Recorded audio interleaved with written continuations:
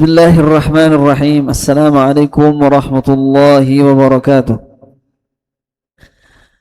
Alhamdulillahi rabbil alamin. Wassalatu wassalamu ala ashrafil anbiya wal mursalin wa ala alihi wa ashabihi ajma'in. Qala Allah ta'ala ya ayyuhalladzina amanu ittaqullaha haqqa tuqatih wa la tamutunna illa wa antum muslimun. Wa qala alaihi salatu wassalam man 'amila 'amalan laisa fihi amruna fahuwa raddun. Ikhwan fiddin rahimani wa rahimakumullah, bersyukur kepada Allah tabaraka wa ta'ala. Yani marilah kita mensyukuri nikmat Allah azza wa jal, yakni dengan murajaah kepada qaulul ulama. Yani qala syekhuna Fauzan Ibnu Fauzan hafizahullah ta'ala. Yani saya melihat videonya Syekh Fauzan, Mufti Am Saudi Arabia, memberikan nasihat tentang syukur kepada Allah tabaraka wa ta'ala. Beliau mengatakan arkan asyukri thalathah, rukun orang bersyukur itu ada 3. Man faqida wahid minha falam yashkur. Barang siapa yang tidak ada satu di antara 3 ini, maka dia belum dikatakan orang bersyukur. Yang pertama adalah yani al-i'tiraf bil qalb, yani bersyukur dengan hati. Ini yang sering ini yang sering kita keliru, yani bersyukur dengan hati. Beliau mengatakan bahwa bersyukur dengan hati itu meyakini dengan hati, dengan seyakin-yakinnya bahwasanya nikmat yang diberikan Allah subhanahu wa ta'ala kepada kita tidak boleh digantungkan, tidak boleh dihubungkan dengan pekerjaan, dengan keahlian, dengan profesi.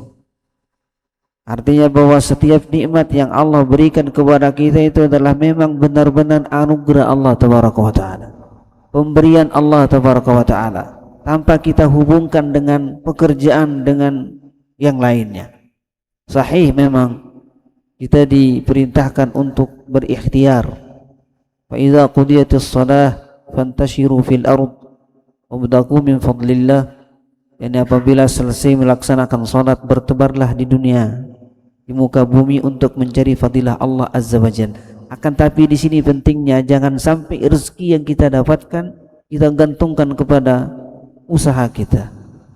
Usaha hanyalah sekedar menjalankan perintah Allah tabaraka wa ta'ala. Yani Allah memerintahkan untuk berusaha, berdagang, bekerja. Allah ini perintahkan, ini adalah perintah Allah tabaraka wa ta'ala. Akan tapi rezeki yang kita dapatkan melalui pekerjaan itu jangan sampai kita meyakini bahwa kalau enggak kerja enggak dapat rezeki. Nah, kalau seandainya ini kita tanamkan di hati, berarti itu sudah termasuk rukun syukur. Jadi jangan menggantungkan nikmat Allah itu dengan pekerjaan, dengan kekuatan, dengan kesanggupan kita. Akan tetapi ikhtiar itu berbeda. Itu adalah kewajiban menjalankan perintah Allah. Rezeki yang kita dapatkan itu adalah memang pemberian Allah tabaraka wa ta'ala, tanpa dihubungkan dengan pekerjaan tersebut.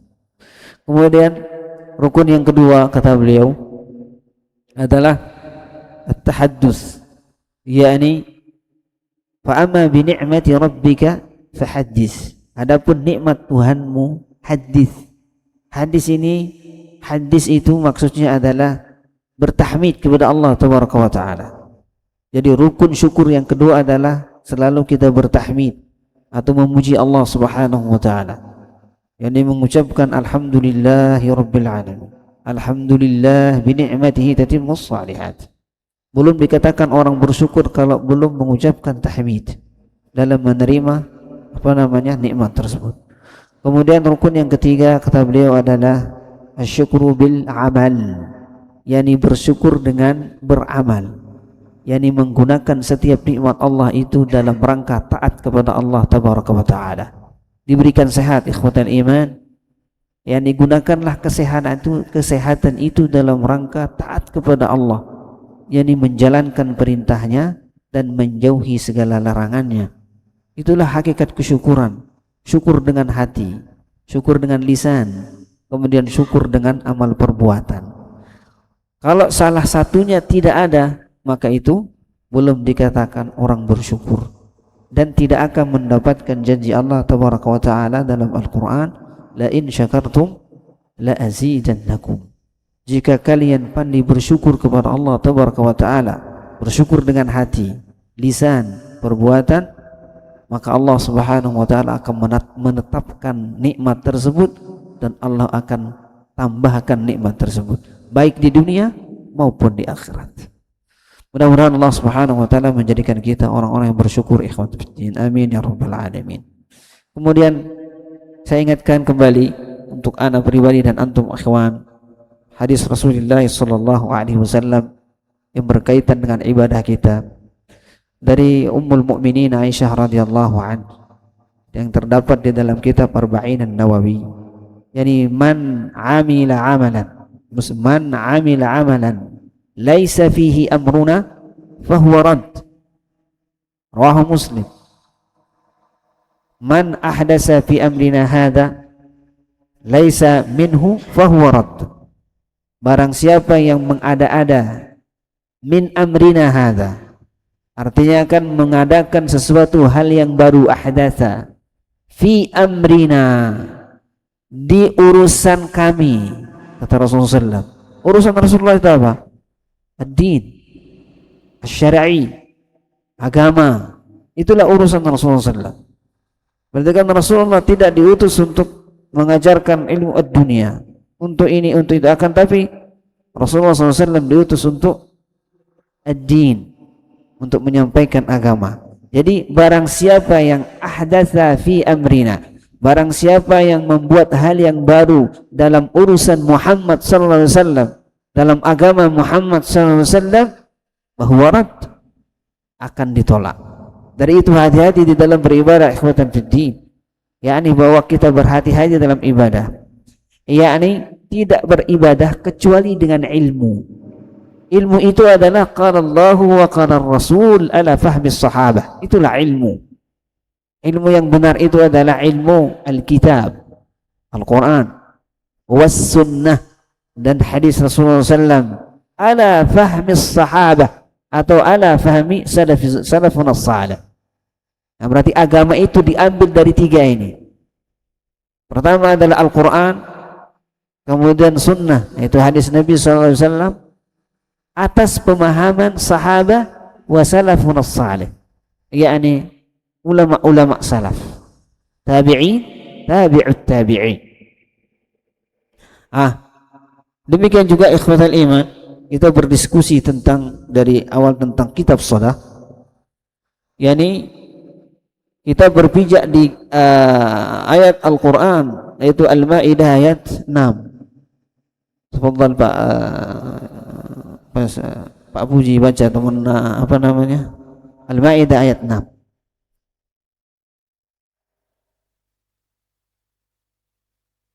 Yang punya HP silakan dibuka supaya kita sama-sama membahas dan berdiskusi tentang hukum.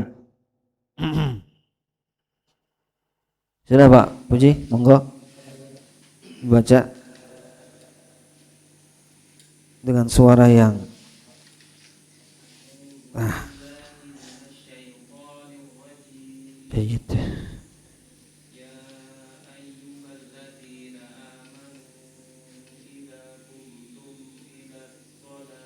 إلى صاد تشديد إذا قمتم إلى الصلاة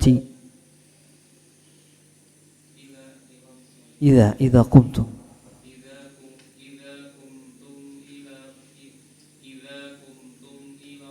إذا bukan إلى إذا قمتم إلى الصلاة جيد. Terus lanjut.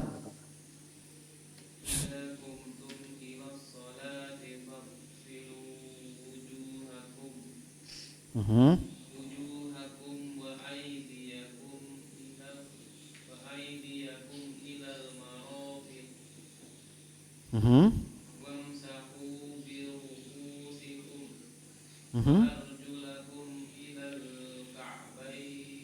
Mhm.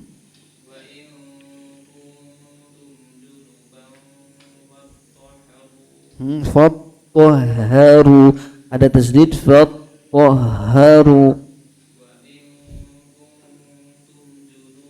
junuban pendek, junuban, wa in kuntum junuban fattahharu.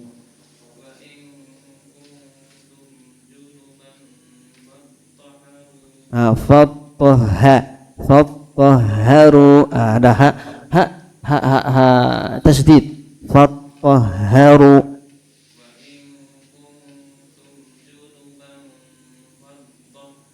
Jayid, lanjut.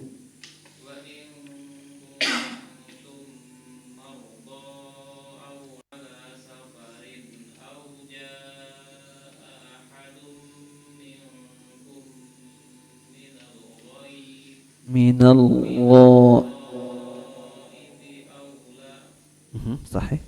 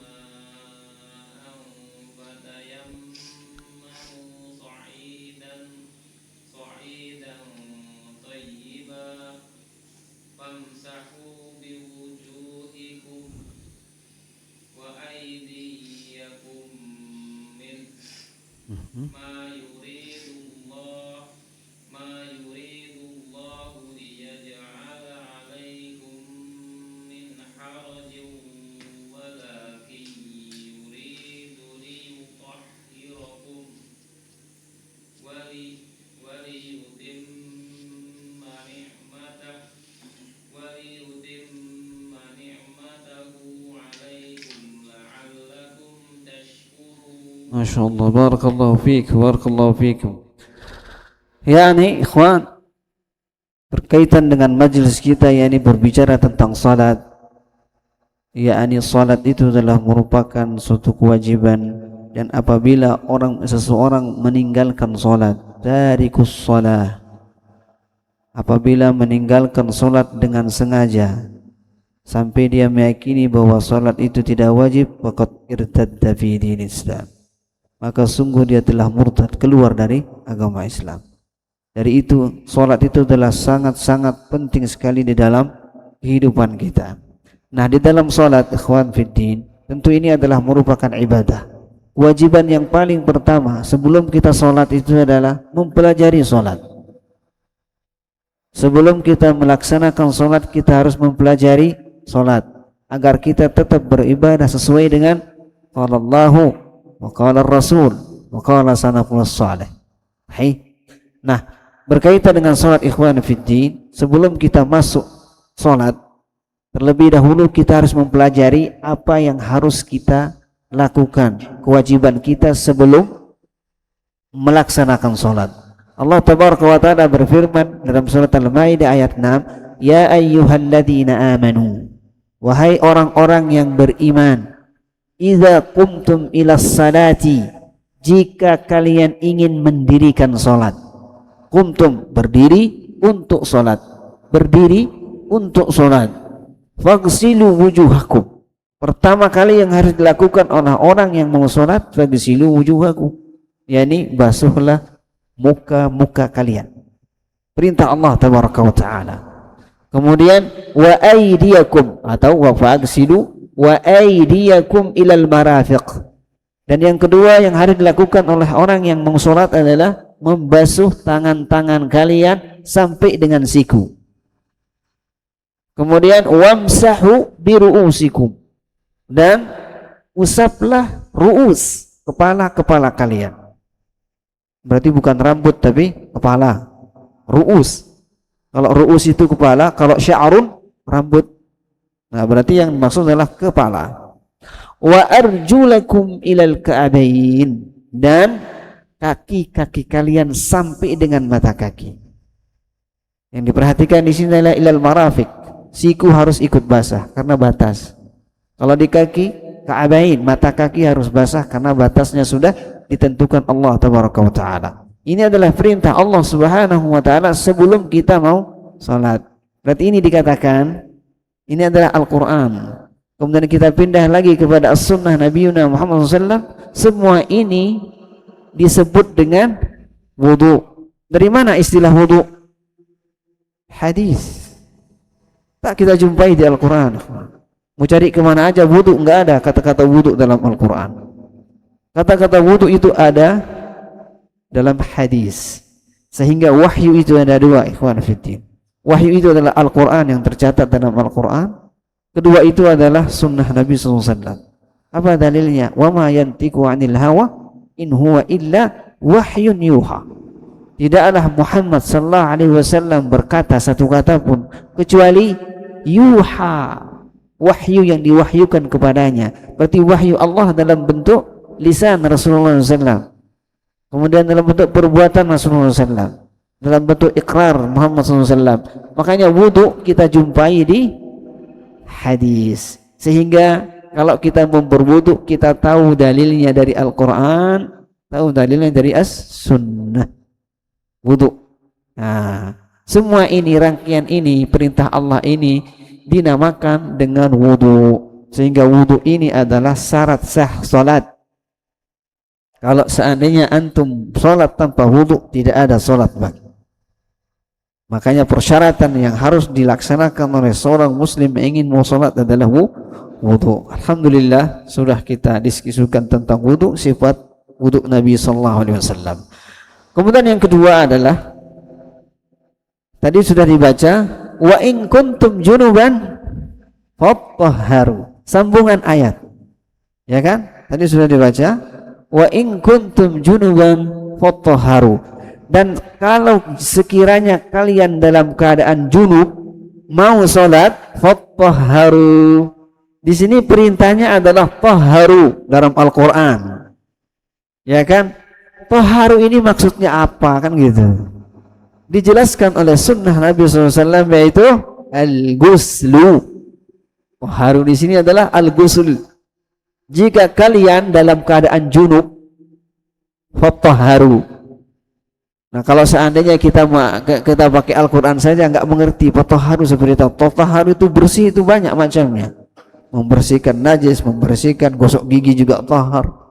Gitu kan? Membersihkan kuping juga tahar. Yang dimaksud dengan tahharu ini apa? Dijelaskan oleh sunnah yaitu al-ghuslu, yaitu mandi. Nah, makanya seorang yang mau sholat harus memastikan bahwa dia dalam keadaan wudu, dan kalau seandainya dia junub, dia al-ghuslu. Nah, di dalam sholat, kita mau sholat harus terbebas dari dua jenis hadas namanya, yaitu hadas asghar dan hadas akbar. Seseorang harus terbebas dari dua hadas ini kalau mau sholat. Hadas asghar, hadas akbar. Hadas asghar dihilangkan dengan wudu atau diangkat dengan wudu. Hadas akbar diangkat dengan mandi. Nah itu, kalau sudah dua-duanya ini dipenuhi, maka kita baru boleh sholat. Baik. Sekarang kita sudah masuk ke al-ghusl. Setelah wudu, kemudian al-ghuslu, mandi, sebagai persyaratan kita untuk menghadap Allah tabaraka wa taala dalam ritual sholat. Pertemuan yang lalu alhamdulillah yang pertama kita sudah membahas penyebab junub. Penyebab junub yang mewajibkan mandi. Pertama kemarin adalah keluar mani. Baik dengan sebab maupun tanpa sebab. Itu umumnya. Baik dengan jima atau dengan tiba-tiba keluar. Kalau itu namanya mani, harus mandi besar, mandi wajib. Dan kita juga sebagai laki-laki harus mengetahui berapa jenis cairan yang keluar melalui kubul kita ini. Dalam kubul itu ada keluar, pertama adalah air baul. Baul itu namanya pipis. Baul itu pipis biasa. Kemudian air wadi. Wadi itu adalah pemutus air kencing. Selesai air pipis itu biasanya ada terasa lagi yang akan keluar, itu namanya wadi. Makanya disunahkan kalau mau buang air kecil itu harus istibra gitu, supaya untuk mempermudah keluar wadi. Kemudian yang ketiga, air yang keluar itu adalah madhi. Madhi itu disebabkan karena mungkin memikirkan sesuatu, mungkin karena dia merasa kedinginan berlebihan, atau dia kepanasan, panas, kecapean, itu keluar madhi. Nah, tiga-tiga ini tidak mewajibkan mandi, akan tapi wajib dibersihkan. Hukumnya najis, dan ini dibersihkan tapi tidak mewajibkan mandi. Nah, yang satu ini airnya tidak najis tapi mewajibkan mandi. Subhanallah, itulah hukum Allah Azza wa Jalla. Hukum, makanya harus tunduk kepada hukum, walaupun mesti nggak mikir. Oh, pikirannya apa, Pak? Jenisnya sama, keluarnya tempatnya sama. Loh, ini najis, nggak wajib mandi. Sementara yang nggak najis mandi. Nah, akan tetapi sami'na wa ata'na. Itulah siratal mustaqim. Sami'na wa ata'na. Kalau sirat al-maghdub, yakni jalan yang dimurkai Allah, sami'na wa asaina. Itulah Yahudi. Saya berilmu tapi enggak mau. Gitu. Tapi kalau orang yang mustaqim, siratal mustaqim, itu adalah an'amta alaihim, yakni sami'na wa ata'na. Mau masuk akal, mau enggak. Itu. Nah, jadi tiga air ini najis, harus dicuci, harus dibersihkan, tapi tidak mewajibkan mandi. Sementara yang satu tidak najis, tapi mewajibkan mandi.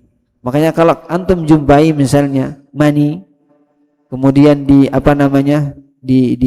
nempel di kain atau di ini, itu tidak najis.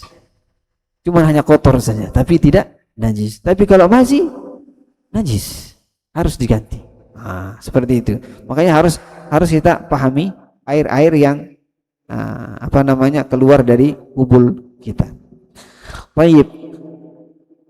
Setelah yang mewajibkan mani, yang pertama keluar mani baik dengan sebab maupun tidak ada sebab. Yang kedua adalah as-tsani, iltiqa'u al-khitanaini. Masya Allah, ini agak, kita sudah menikah semua tah? Oh, belum.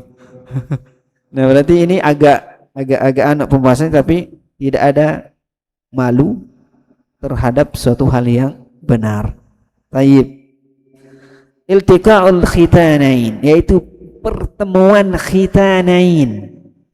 Khitan itu satu, khitanain dua khitan.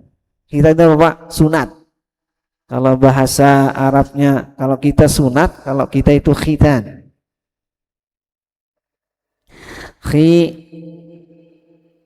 Khitan. Sunatan. Nah, kalau misalkan khitanain dua sunatan artinya. Artinya iltiqa, bertemunya dua sunatan, itu mewajibkan mandi. Nah, cuman bagaimana pertemuannya itu dijelaskan oleh para ulama. Baik. Hadza huwal mawjib as-tsani lil ghusli, dalilu dzalika ma rawahu Abu Hurairah radhiyallahu anhu marfu'an. Ini adalah berdasar dari hadis yang diriwayatkan oleh Abu Hurairah radhiyallahu anhu. Idza jalasa baina syu'abihal arba', jika seseorang duduk di antara dua kaki, atau di antara dua tangan dan dua kaki seorang perempuan, gitu. Summa jahadaha. Nah, ini summa jahadaha, kemudian berusaha jihad. Subhanallah.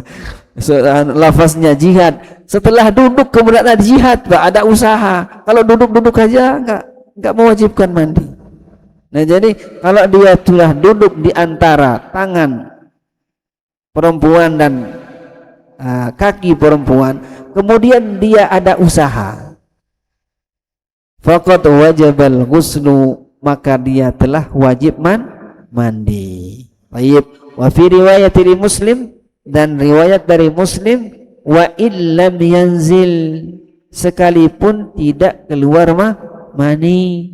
Nah gitu. Kalau tadi, kalau yang pertama yang wajibkan mandi adalah keluar mani, baik dengan sengaja maupun tidak disengaja. Kemudian yang kedua adalah iltiqaul khitanain, pertemunya dua sunatan, baik dia keluar mani maupun enggak wajib mandi. Apa sebabnya? Karena sudah bertemu. Baik. Walahuma min hadis Aisyah radhiyallahu anha, idza jalasa baina syu'abiha al-arba' wa massal khitanul khitan faqad wajabal ghuslu. Dari hadis yang diriwayatkan oleh Ummu al-Mu'minin Aisyah radhiyallahu anha, yakni idza jalasa baina syu'biha, jika seorang laki-laki duduk di depan seorang perempuan, wa massal khitana khitan, kemudian bertemu sunatan dengan sunatan, faqad wajabal ghuslu, maka dia wajib mandi, meskipun sudah keluar maupun tidak. Pertemuan itulah yang mewajibkan mandi. Wal tiqaul khitanain yahsulu bitatbibil khasyafah. Nah, ini penjelasannya. Yang dimaksud dengan bertemunya dua sunatan itu adalah takbib. Takbib itu masuk. Nah, itu bukan hanya nempel aja kayak kemarin yang ditanya sama akar cita itu. Nah, jadi dia itu masuk, Pak. Khosyafah, apa artinya khosyafah? Khosyafah itu adalah, afwan, ini adalah memang fiqh. Khosyafah itu adalah yang lingkarannya itu loh, Pak. Ada lingkaran di depan, di ujung punya laki-laki itu namanya khosyafah. Kalau itu sudah tertanam, nah berarti mewajibkan mandi. Kalau itu belum tertanam, masih lams namanya, masih nempel, belum dikatakan bertemu dua sunatan. Nah berarti sunatan laki-laki itu kan ujungnya itu, Pak, itu sunatan. Kalau saya ujungnya kemudian disunat, nah berarti kepalanya itu namanya khitan, tempat khitan. Nah kalau perempuan juga begitu, Pak, tempat sunatannya itulah yang dipotong sedikit, itu namanya sunatan. Kalau itu ketemu dengan itu mewajibkan mandi. Tapi kalau hanya ketemu saja enggak mewajibkan mandi. Nah ini harus juga kayak kemarin yang ditanya sama Mas Willy, ada tamu tiba-tiba cuman hanya sekedar numpang saja. Nah gitu tidak mewajibkan mandi karena belum ketemu khasyafah. Takbib khasyafah namanya, artinya tertelan, masuk khasyafahnya itu. Khasyafah itu adalah lingkaran ujungnya. Nah itu. Kemudian walaisal muradu bil tiqa'il khitanaini huna iltisaquha, dan tidak termasuk bertemunya dua khitan. Yang mewajibkan mandi ini cuman hanya iltisaquha, yakni nempel. Nah berarti ini apa namanya? Pertama at-taghbib, at-taghbib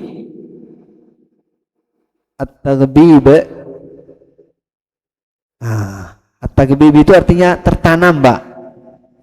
Kalau iltisaq itu cuman hanya nempel, numpang. Gitu ya. Taghbib inilah yang mewajibkan mandi. Kalau iltisaq tidak mewajibkan mandi. Nah, kalau sudah taghbib, mau keluar mani maupun tidak tetap mewajibkan mandi. Nah, kalau iltisaq tapi keluar mani, wajib mandi. Karena bukan karena iltiqoknya itu yang mewajibkan dia mandi, karena keluar maninya itu yang bikin mandi, wajib mandi. Paham insyaallah? Baik. Wa dhamma ahaduma ila al-akhar kama yatawahhamul ba'du fa innahu law wada'a mawdi'a khitanihi ala mawdi'a khitaniha wa lam yadkhuluha fi madkhalidz dzakar lam yajibul ghusl. Tambah jelas lagi ulama menjelaskan, kalau seandainya seseorang meletakkan khitannya di atas khitan istrinya, ya kan, meletakkannya saja dan tidak takbib, gitu, maka dia tidak mewajibkan mandi, hanya numpangin saja. Nah, gitu, tidak mewajibkan mandi. Wa huna mas'alatun ta'allaqu bihal mujib, dan ini adalah terkait dengan sebab kedua mewajibkan mandi. Baik. Kemudian ini ada permasalahan-permasalahan. Wahya fal malakiyah yaqulun. Ada permasalahan pertama, bagaimana kalau seseorang itu sekarang ini kan pakai apa namanya, kontrasepsi namanya ya, pakai lapis, pakai kondom bahasa kita, masa sekarang itu, apakah dia mewajibkan mandi karena dia itu tidak bertemu sahih? Dia tidak bertemu antara khitan dengan khitan, cuman ada penghalang hail. Kalau seandainya ada hail, itu berbeda pendapat ulama. Al-Malakiyah, Imam Malik wajib mandi sekalipun tidak keluar mani. Tapi kalau imam yang tiga tidak mewajibkan mandi. Karena apa? Karena dia iltisaq. Itu sudah termasuk bertemu saja. Nah gitu. Nah tapi ini adalah apa namanya, perbedaan pemahaman para ahlul ilmi. Akan tetapi yang paling dekat dengan kebenaran adalah wal aqrab fi hadhil mas'alah huwa qaulul malikiyah. Wal ahwat ay yaghtasila, wa hadha huwa qaulu Syekhuna Ibnu Taimiyah rahimahullahu taala. Yang paling sahih adalah tetap dia wajib mandi. Baik. Kemudian yang ketiga, salisan, yang mewajibkan mandi adalah haid wan nufasa. Ini adalah khusus bagi perempuan. Yang ketiga yang mewajibkan mandi adalah khusus bagi perempuan adalah al-haid wan nufasa. Tapi yang pertama kedua adalah bagi laki-laki dan perempuan. Tapi kalau yang ketiga adalah khusus bagi perempuan, al-haid wan nufasa, apabila dia haid dan nifas. Hadza huwa al-mujib as-salis min mujibatil ghusl, wa qad ittafaqa al-fuqaha ala anna al-haid wan nifas min mujibatil ghusl. ونقل غير واحد الإجماع على ذلك ودليل ذلك كتاب والسنة. Dalil ini berdasarkan dalil Al-Quran dan As-Sunnah. فمن الكتاب قوله سبحانه وتعالى, adapun dari kitab, dari Al-Quran, يسألونك عن المحيض قل هو أذن فاعتزلوا النساء في المحيض ولا تقربوهن حتى يطهرن فإن تطهرن فأتوهن من حيث أمركم الله. Rasulullah pernah ditanya tentang haid. Kemudian Rasulullah menjawab, sesungguhnya haid itu adalah kotoran, adza. Fa'tazilun nisa, maka jauhilah perempuan itu. Nah, ini dia harus dipahami, Pak. Bukan menjauhi artinya menjauhi terus. Kalau istri kita sedang haid kemudian enggak boleh dekat-dekat, enggak. Fa'tazilu ini artinya adalah wata'. Berarti tidak boleh menggauli istri pada saat sedang haid, haram.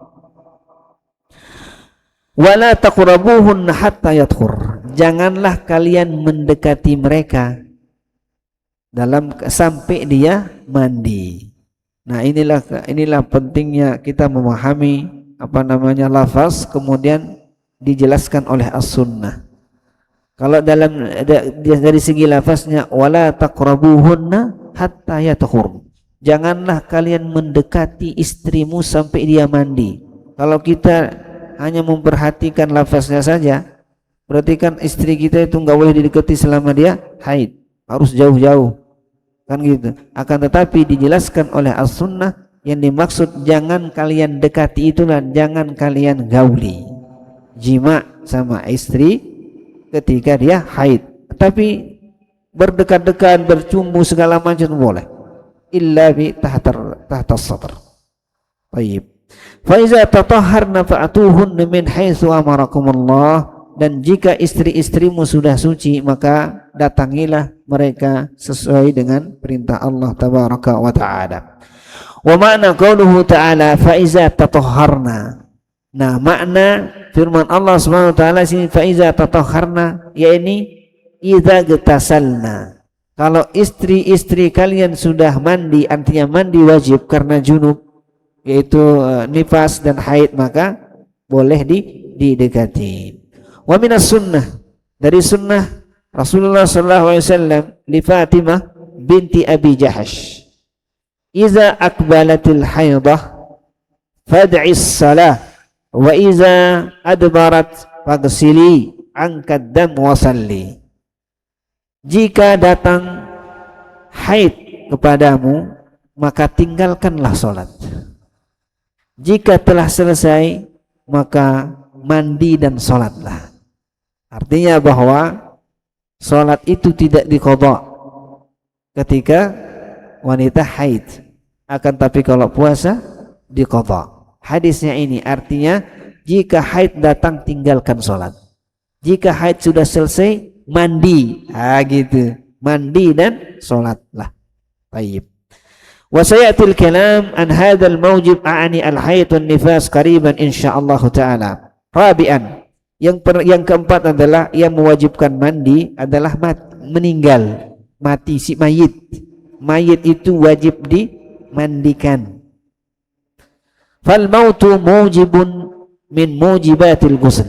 Adapun mati, meninggal, mayit itu adalah salah satu penyebab wajib mandi, al-ghusl. Maksudnya bukan yang memandikan ya, si mayitnya itu maksudnya. Berarti mayit itu wajib dimandikan karena dia mengandung junub. Baik, wa hadza huwa madhhabul Hanafiyah, dan ini adalah menurut mazhab Hanafi.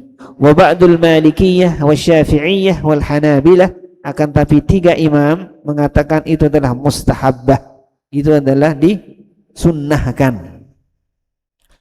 Dalilu dzalika qaulu sallallahu alaihi wasallam hina tawaffat ihda banatihi.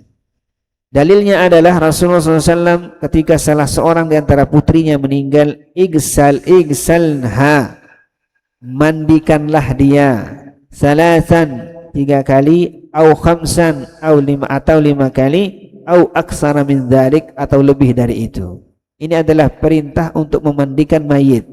Di sini tidak ada dikatakan wajib maupun mustahab. Akan tetapi adalah perintah Rasulullah SAW. Akan tetapi seperti yang tadi, kalau sudah ada perintah Rasulullah SAW, bas kita nggak melihat kita nggak melihat pendapat para ulama. Sudah jelas bahwa putri beliau meninggal, memerintahkan terhadap sahabiyah, sahabat-sahabat yang perempuan, untuk memandikannya 3 kali atau 5 kali. Ini adalah perintah yang jelas dari Rasulullah SAW. Nah, sekalipun kita jumpai bahwa Imam Hanafi mewajibkan, kemudian Imam Malik, Imam Syafi'i, Imam Hambali mensunahkan, tetap kita kembali kepada hadis. Yani itu adalah perintah Rasulullah SAW. Harus kita mandikan sesuai dengan petunjuk Rasulullah SAW. Kemudian khamisan, yang kelima adalah Islamul kafir, yakni masuknya seorang kafir kepada agama Islam. Islamnya seseorang yang kafir itu menyebabkan mandi junub. Setelah dia bersyahadat atau sebelum atau sesudah, kalau dia sudah masuk Islam, dia wajib mandi. Karena penyebab yang kelima, ghusl, yang disyariatkan Allah Azza wa Jalla adalah Islamnya seseorang yang kafir. Al-mazhab wa kadza mazhabul Malikiyah, anna Islamul kafir mujibun min mujibatil ghusl, famata aslamal kafir wajaba alaihi an yaghtasil. Nah, ini adalah dari mazhab Malikiyah. Kemudian wa kadzalika Al-Hanabilah, Islamnya seseorang menyebabkan dia wajib mandi junub. Baik. Wa qala al-akharun annahu la yajibu alaihi al-ghusl illa idza ata bima biwajibil ghusli kal janabah mathalan. Wa qala al-akharun annahu la yajib. Was sahihu annahu la yajibu alaihi al-ghusl lakin al-ahwat ay yaghtasila wa bihi qala syekhuna. Dan ini tentunya perbedaan pendapat. Ada yang wajib, ada yang hukumnya wajib, ada yang hukumnya sunnah. Baik. Faraidul ghusli. Nah, kita sudah setelah ada penyebab-penyebabnya mandi, kemudian kita akan masuk nanti insyaallah di faraidul ghusl. Pelan-pelan ikhwan sampai kita nanti tetap bahwa kita berharap kepada Allah Azza wa Jalla untuk diberikan ilmu yang bermanfaat oleh Allah Tabaraka wa Ta'ala, yakni ilmu yang kita amalkan. Setiap amal harus didasari dengan ilmu. Jangan sampai kita beramal tanpa didasari dengan ilmu, dan tidak melakukan amal sebelum kita tahu ilmunya. Ilmu itu adalah Al-Quran, was-sunnah, wa as-sahabah, salafun as-salih. Kalau kita sudah mendapatkan ilmu dari tiga ini, laksanakan. Tapi kalau tidak, stop dulu. Baik, barakallahu fiikum. Silakan ada yang didiskusikan. Fadhal. Ya, silakan Mas Willy. Silakan. Diskusi Pak. Tafadhal. Kalau saya nggak bisa menjawab, nanti ada backingan kita, Dr. Malik, Dr. Amir Sedas. Nah, nanti jangan ragu-ragu. Tafadhal. Assalamualaikum warahmatullahi wabarakatuh.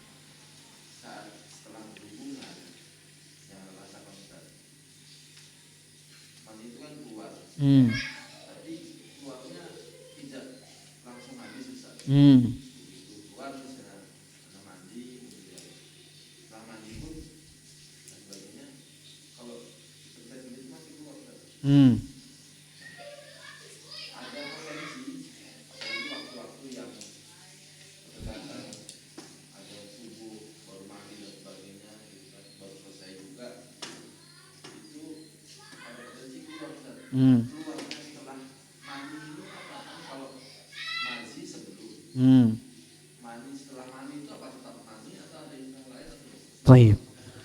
Keluarnya itu Pak, pertama adalah kalau baul biasa.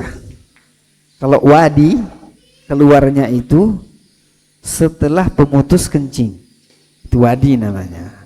Kalau mazi, ketika menghayal Pak, hayalan, melayang-layang, kemudian melihat perempuan atau dia karena kecapean, nah ada sebabnya mazi keluar. Tapi kalau mani itu adalah karena ladzah, ada kenikmatan ketika dia keluar, dan itu ada penyebabnya. Penyebabnya adalah tentunya dengan lawan jenis yang paling utama. Nah, kalau dia sudah keluar, kemudian nanti keluar lagi, tetap itu mani, karena tidak ada yang keluar cairan setelah mani, nggak ada.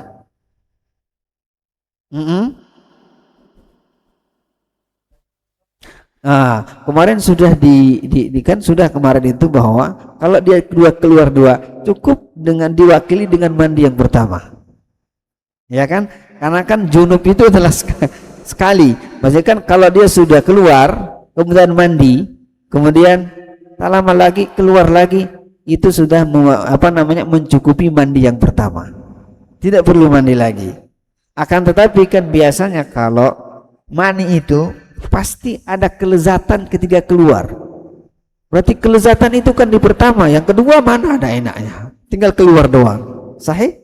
Nah, berarti mani itu ketika dia keluar ada kenikmatan tersendiri. Nah, itu sudah pasti mani. Kemudian kalau yang keluar berikutnya itu mungkin yang tertahan. Nah, sehingga kemarin itu kan ada juga apabila seseorang ini kelihatan yang mani berjumbu dengan istrinya, ini bukan iltika khitanan ya, akan tapi dia berjumbu dengan istrinya, kemudian mau keluar ditahan, gitu kan? Enggak keluar, itu tidak mewajibkan mandi, ya kan?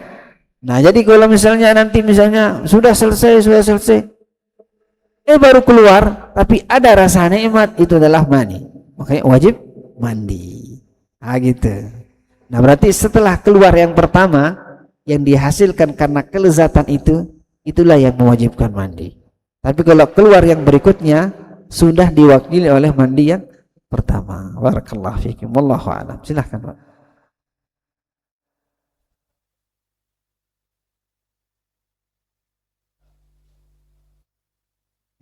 selesai. Hmm. Hmm. Hmm. Hmm.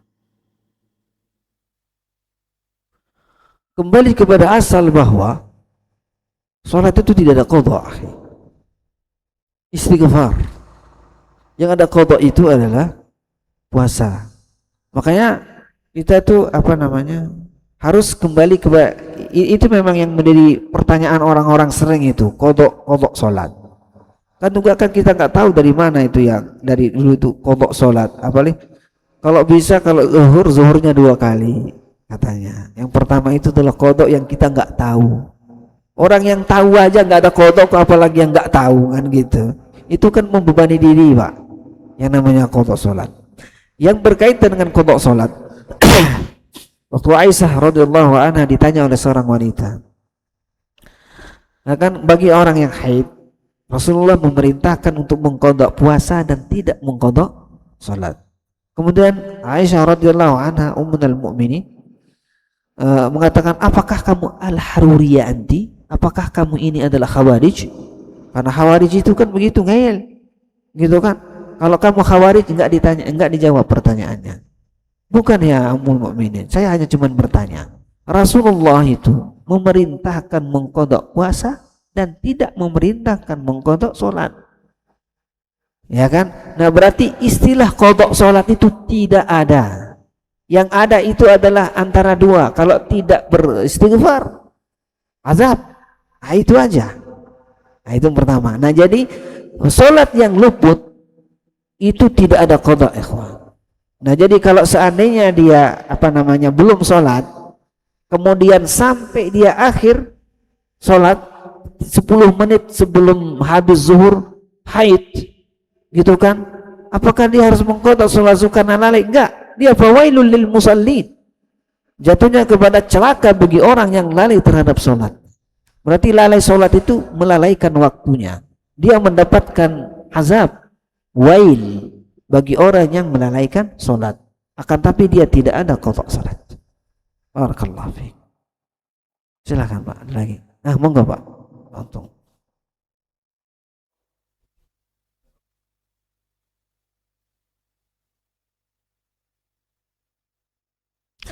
Minimal dan maksimal. Nah, jadi di sini kan katanya salasan au khamsan. Nah, disebutkan di sini bahwa iktasilanha. Maksudnya kan mandikanlah dia. Putri Rasulullah SAW itu salasan 3 kali minimal. Au khamsan atau 5 kali, au aksara atau lebih. Itu tergantung dari kondisi mayit. Kalau misalkan 3 kali sudah meyakinkan dia bersih, khalas. Kalau seandainya kan 3 kali sudah nih, masih keluar kotorannya, mandiin lagi. Nah, 5 kali juga, 5 kali mungkin nggak, mungkin ya mayat jenazahnya uzur misalnya, uzur atau mungkin ada apa namanya, mungkin ada penyakit yang susah untuk dihentikan kotorannya keluar. Akan gitu, itu 5 kali masih tambah lagi. Kalau sudah kan nggak keluar lagi, baru disumpel, baru ditutup. Ah gitu. Di sini kan salasan minimal. Berarti kan 2 jangan. Pokoknya kan keadaan jenazah itu paling sedikit mandinya 3 kali. 3 kali diguyur maksudnya, bukan diguyur 3 kali. Nah, kalau jenazahnya bersih, kemudian dipastikan tidak keluar lagi kotorannya, sudah selesai 3 kali. Tapi kalau misalnya kan masih ada yang keluar kotorannya, tambah lagi 2 lagi, ya kan? Baru dimakan tadi 3, tambah lagi 2 kali lagi. Nah gitu. Kalau tadi juga sudah sampai 5 kali belum juga selesai, fa aktsara atau lebih, tergantung dari keadaan jenazah. Kalau di sini tidak ada yang mengatakan harus ganjil, akan tetapi dari sabda Rasulullah kan 3, 5. Au aksara. Nah, aksara ini yang masih tidak ditentukan, maksudnya apakah dia 6 atau dia 7 atau dia 9 kan? Nah, au aksara. Jadi jumlah yang pertama itu adalah yang disebutkan Rasulullah dalam hadis ini 3, berarti ini kan ganjil. Kalau 3-nya itu tidak ini, tambah 2 lagi berarti 5. Au aksara. Nah, kalau aksara ini belum ada kepastian apakah harus ganjil atau enggak. Sampai bersih pokoknya. Aksara atau lebih. Atau lebih dari 5. Nah, lebih dari 5 itu kan ada 6, ada 7, ada 8, ada 9, kan gitu. Nah, kalau sudah di atas 5 itu tidak disebutkan apakah dia lebih ada ganjil atau genap gitu.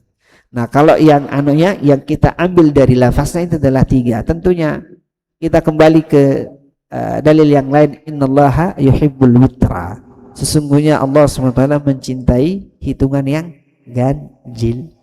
Gitu. Dari sini kita dapat ini bahwa usahakan supaya ganjil. Lebihnya itu pun bisa ganjil juga seperti 7, 9. Wallahu a'lam bishawab. Monggo ada lagi, Bapak. Ya, Mas. Itu akhir dulu sebentar.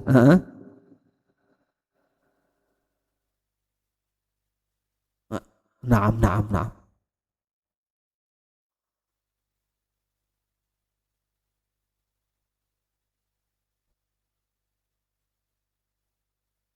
Oh gitu. Oh enggak. Tidak. Karena apa?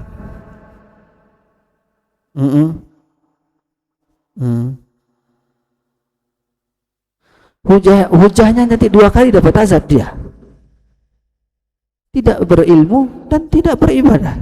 Justru 2 kali. Nah, berarti kalau dia menuntut ilmu akan tapi dia belum melakukan belum sempat atau belum kuat melakukan itu, dia sudah mendapatkan hujah, saya sudah berilmu akan tapi belum sanggup, karena fattaqullaha mastata'tum, kan gitu.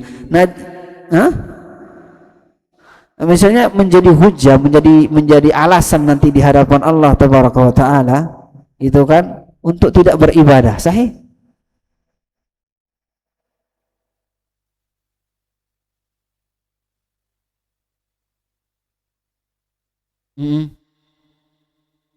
Iya.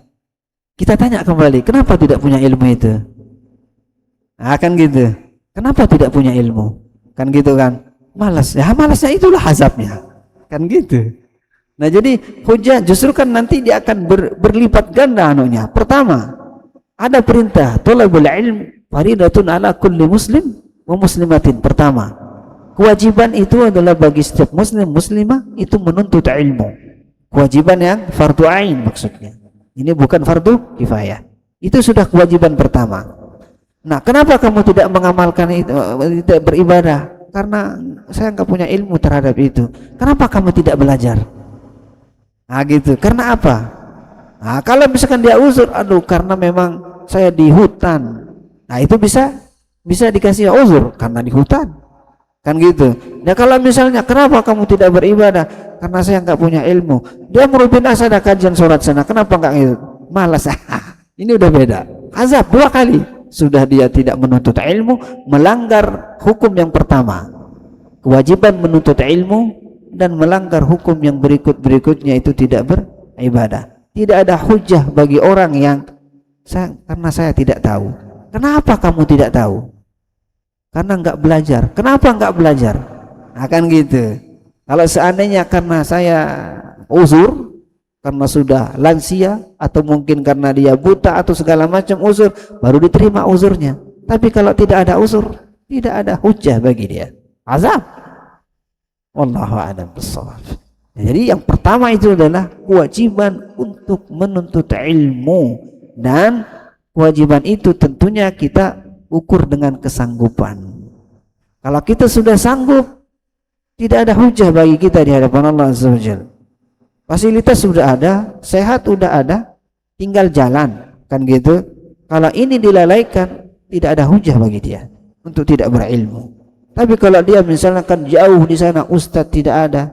Kalau pergi misalkan dalam keadaan perang, atau mungkin dia sudah tua, tidak ada anak yang menuntun untuk menuntut ilmu, itu adalah Allah Subhanahu wa taala Maha Rahman, Maha Ghafur, Maha Rahim. Nah, tapi kalau tidak alasan uzur, tetap tidak ada hujah bagi dia untuk mengelak nanti dari azab Allah tabaraka wa taala. Mudah-mudahan kita termasuk orang yang istiqamah dalam menuntut ilmu. Amin ya rabbal alamin. Tafadhal. Mas, satu lagi. Kalau Pak untung ada ini, monggo enggak apa-apa. Tafadhal. Abbas. Jazakumullah. Naam. Silakan Mas Mili.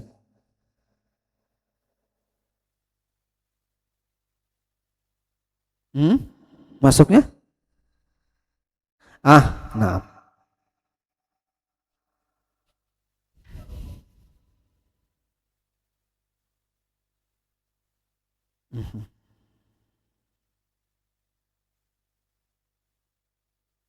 Hmm.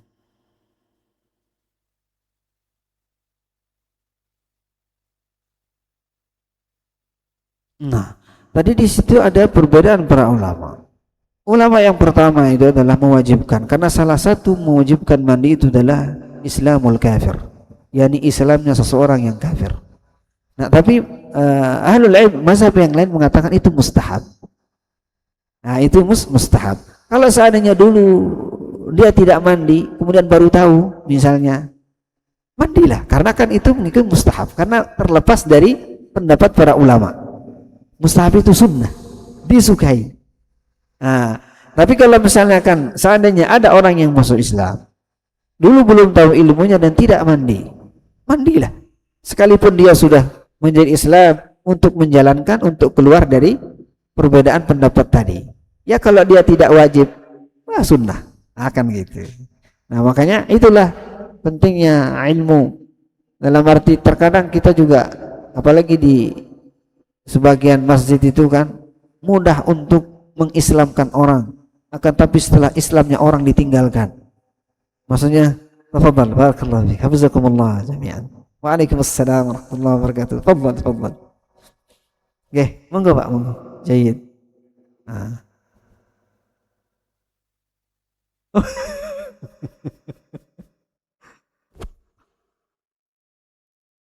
Nggih, tafadhal Pak, tafadhal Pak. Ya, tafadhal.